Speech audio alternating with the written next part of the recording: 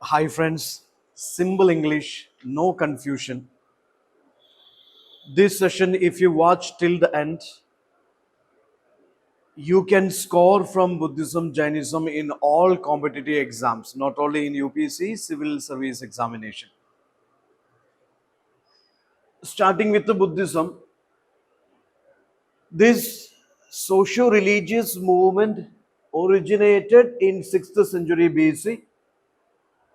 There were great thinkers, philosophers in 6th century BC, Confucius in China, Zoroaster in Iran, Parmenides in Greece, just like such philosophers, thinkers. In India also there is Vardhamana Mahavira, Gautam Buddha. They challenged, they opposed to the existing social order and they advocated an ethical based, equality based social order. There were some problems in that particular century. Chadurvarna, fourfold Varna system. Varna divisions brought discriminations in the society. Priesthood. The priest class were dominating the social order. They were exploiting these lower Varnas. Discovery of iron that resulted in economic prosperity.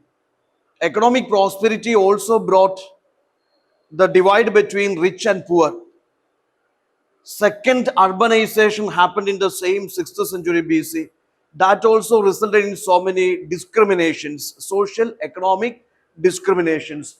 In this context, there comes a movement which is called Jainism or which is called Buddhism. Both these movements focused on bringing egalitarian order or social equality, or they focused on a religion which is based on ethics and moral values.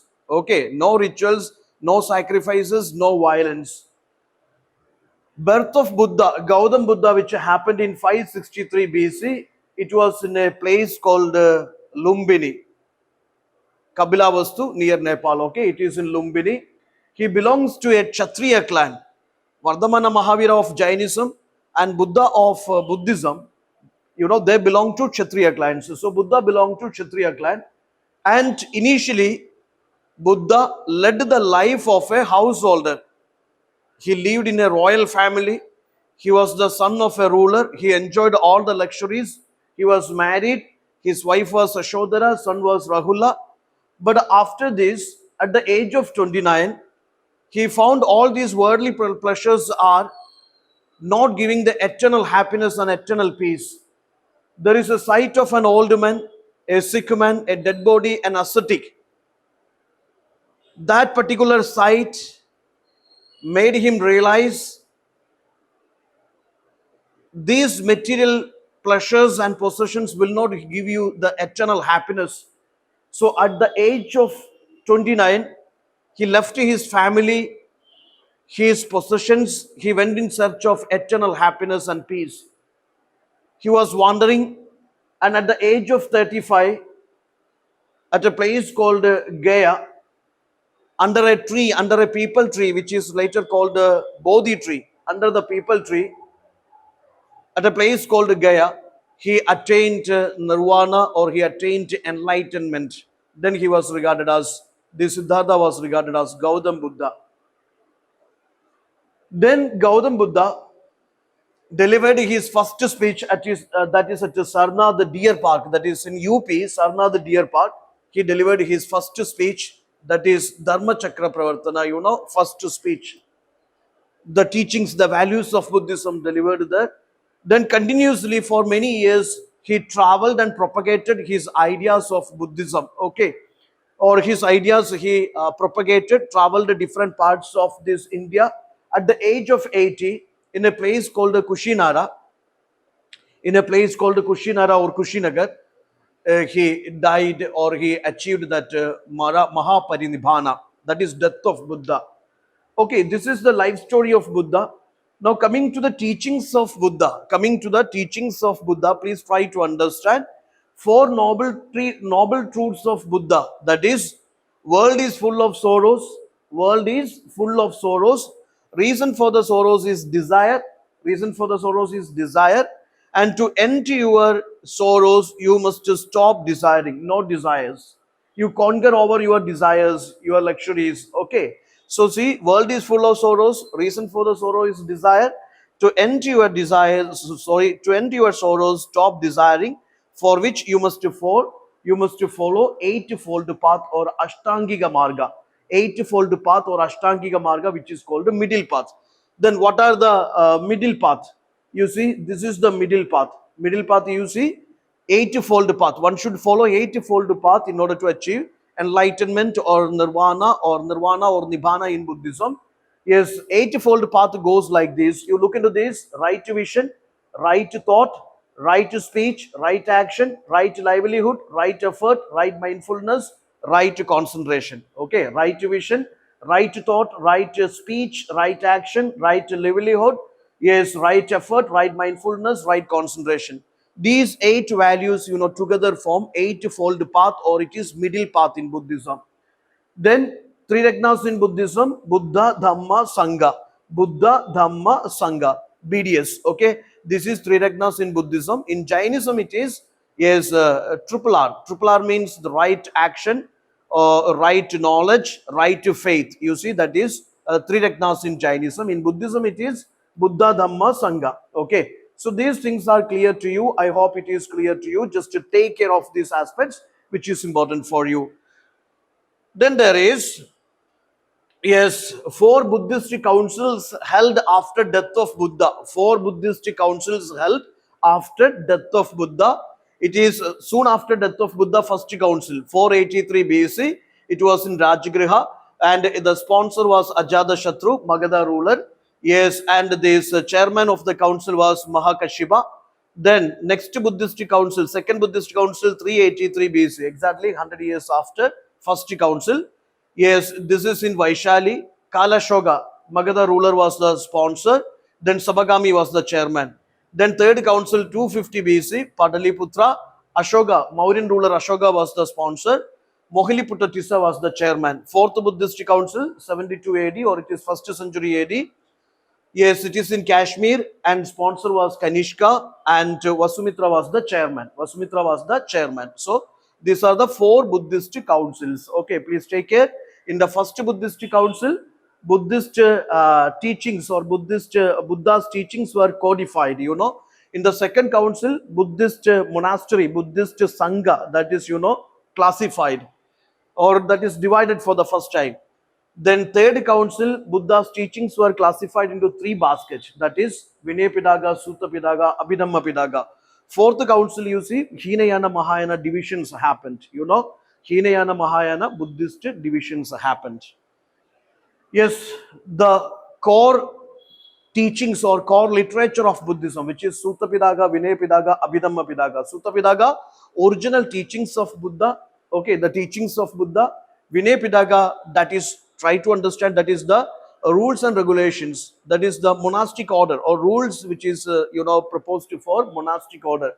So that is rules and regulations regarding Buddhist monastic order Sangha. Abhidhamma Pidaga is the philosophy of Buddha's teachings, interpretations of Buddha's teachings. Okay.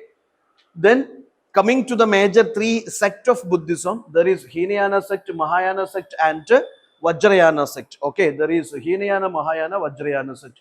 Hinayana is the orthodox version, Mahayana is the liberal version, modern version. Okay, then this Vajrayana is the that is tantric version. Okay, or maybe that believes in magical spells and charms for achieving salvation. Okay, so these divisions you please take care. Then coming to Buddhism, Jainism, there are some major differences here, or maybe some common similarities are there with this Buddhism, Jainism. Some common similarities are there. Yes, similarities are like this. Buddhism, Jainism, both incorporated to these philosophies of Samkhya. Both believes in universal law, or both does not do not believe in creator God, etc.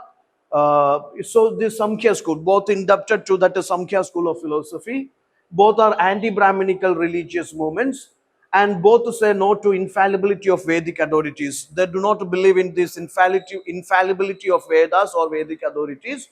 Then they opposed to caste system, opposed to rituals, opposed to violence, opposed to sacrifices. These are some commonalities of this Buddhism, Jainism. Okay.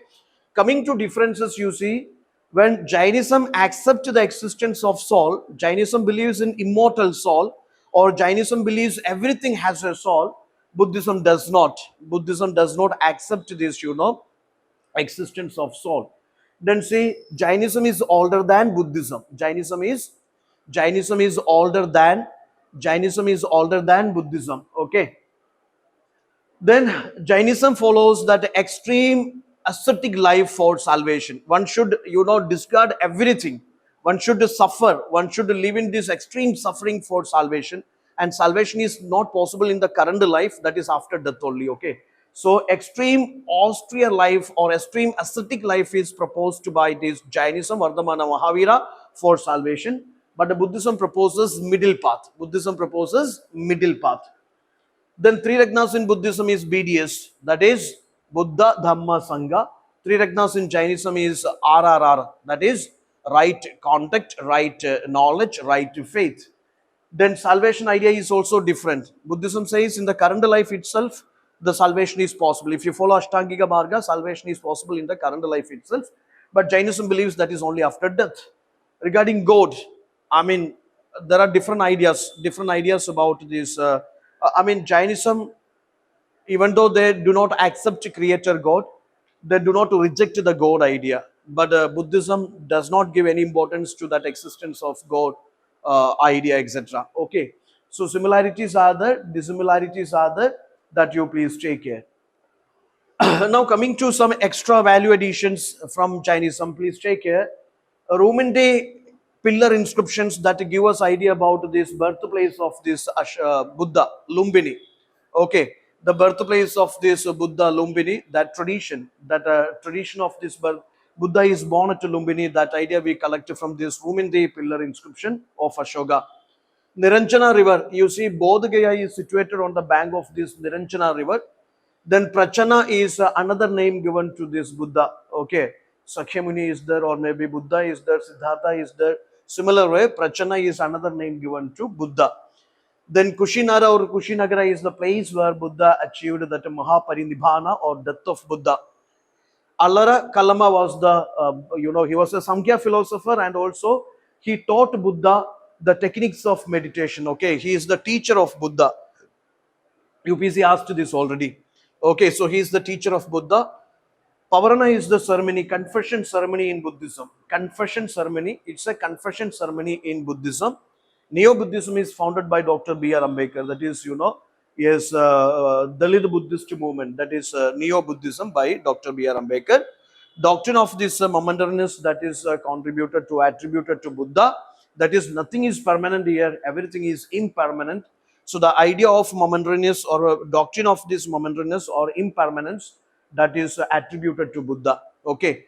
So this way we will be having very quick and easy like a master revision series, for which you subscribe our channel and watch the series. Stay tuned, and your valuable feedback you can send us to our mail or to our contact numbers, WhatsApp or Telegram, and we will definitely take it seriously. So this series will continue not only for history but for other subjects also. If you wish, you can subscribe.